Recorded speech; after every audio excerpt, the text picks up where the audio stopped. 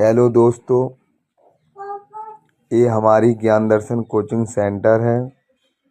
मैं इन सभी बच्चों को पढ़ाता हूँ। इसमें 6 से 8 तक बच्चे पढ़ते हैं।